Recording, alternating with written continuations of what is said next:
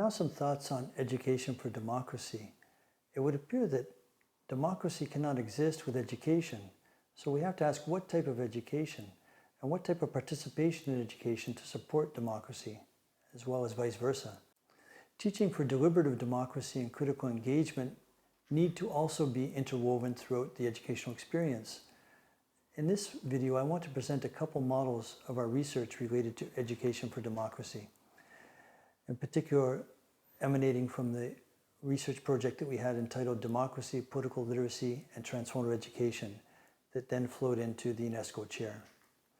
A basic question that we asked is how to understand democracy, ultimately education for democracy, how it's conceptualized, cultivated, implemented, and experienced in and through education, based on interviews and surveys with a large sample of teachers in various countries and teacher education students. The first model is a conceptual model that seeks to bring together several components that help understand, shape, influence, and are affected by what happens in schools in relation to education and democracy. It includes several components, including pedagogy, curriculum, institutional culture, leadership, and others. The components are interlocked and interconnected in relation to power relations. It's difficult to understand the educational experience in schools in relation to democracy without looking at all of them, as opposed to just highlighting one of them. We also need to look at these dimensions in order to better understand critical participation.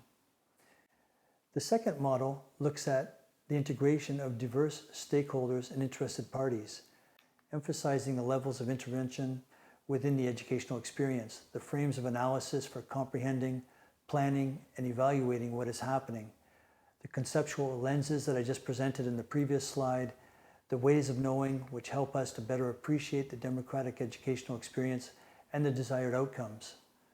What is it we are seeking to achieve in and through education, we should ask, and how can it be connected to democracy, to social justice, political and media literacy, and building a better society? Again, global citizenship education would need to have involvement and engagement with a range of actors inside and outside of the classroom and the school.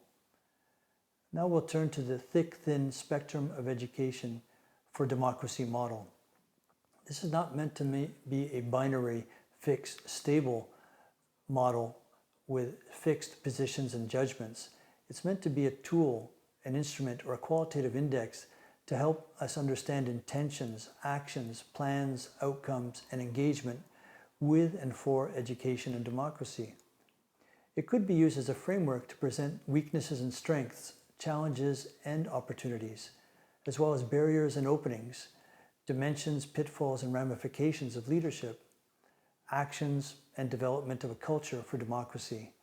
The model presents a range of activities, approaches, and components of the educational experience with thin and thick conceptualizations, as well as a way of understanding where educators, administrators, policy developers, and decision makers might situate their thinking, development, and actions in relation to education for democracy. The next model is the spectrum of critical engagement for education for democracy, building on the previous thick-thin spectrum of education for democracy, and this model seeks to better explain engagement. If we are to achieve some form of engagement, critical, meaningful, tangible, in and through education, then arguably we should be able to articulate it, cultivate it, describe it, and importantly, have a vision for what it could be, how it could be supported, and what vibrant critical participation at multiple levels might look like. If democracy, and consequently the development of global democratic citizenship, is deemed important for society, then how should it be achieved?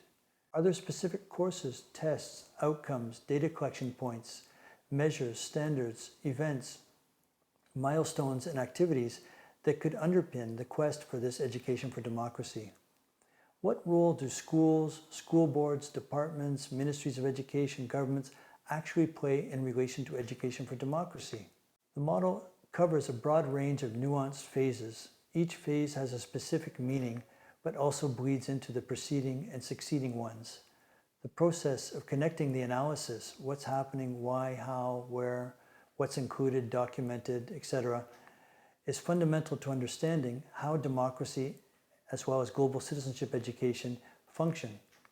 The next model is the 4-level integrated hierarchical model of types of education with respect to democracy, and this extends the work in the 2 previous models.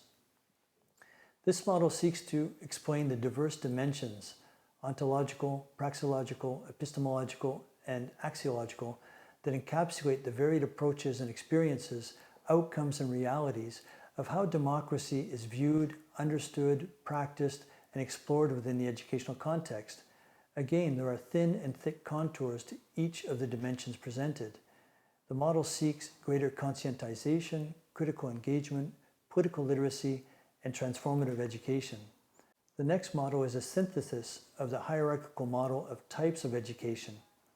Again, here we take the 4 types of education that are connected and interconnected in and with democracy.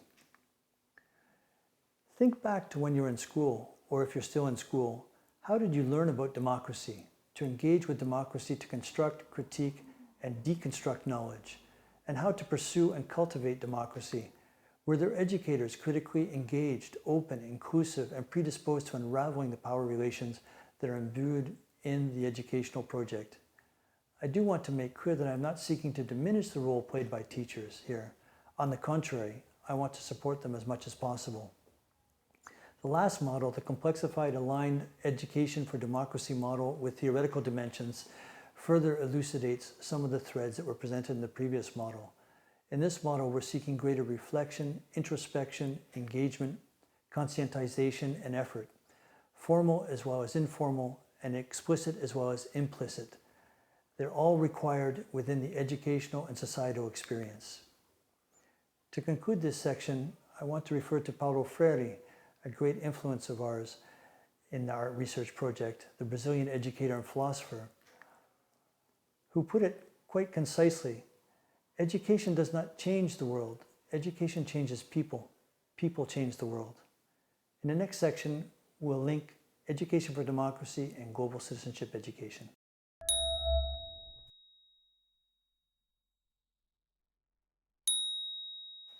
In this last section, I wish to connect education for democracy with global citizenship education. As we know, global citizenship education is based on the 3 domains of learning: cognitive, socio-emotional, and behavior, each as important as the other, all interlaced one with the other. And I also think that they are viscerally connected to the notion of democracy and education for democracy. As we also are aware, there are 17 Sustainable Development Goals with a particular interest in relation to this presentation and GCED. We can look at the 4th goal in particular, which emphasizes promoting sustainable development, including through education for sustainable development and sustainable lifestyles, human rights, gender equality, promotion of a culture of peace and nonviolence, global citizenship, and appreciation of cultural diversity and of culture's contribution to sustainable development. All of these issues are extremely pivotal to education for democracy as well. We might also add political literacy, emphasize social justice, conscientization, transformative change, transformative education. So how do we cultivate change? Via, in, and through global citizenship education, and in concert with the focus I've outlined in relation to democracy and education for democracy. Here are 5 suggestions. First, critical engagement in and through education for democracy and global citizenship education must address controversial issues, not avoid them.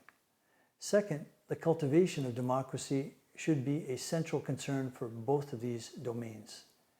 Third, cultivating participation and action needs parameters as well as openness, inclusion, and diverse actors and perspectives. Fourth, the context is fundamental to preparing, understanding, and framing engagement. And fifth, transformative education and change requires an ongoing process of critical engagement, reflection, and conscientization. It sounds very easy, but education is the nexus, is the crucible, is the center of this transformative change that we need. So how do and will we engage with the world and confront controversial and seemingly intractable issues and realities, the ones that I mentioned in the first video? How should we reimagine ourselves and others to reconceptualize the world? How will we confront the environment, which knows no boundaries? I want to end with a query. how should we consider education for democracy within global citizenship education?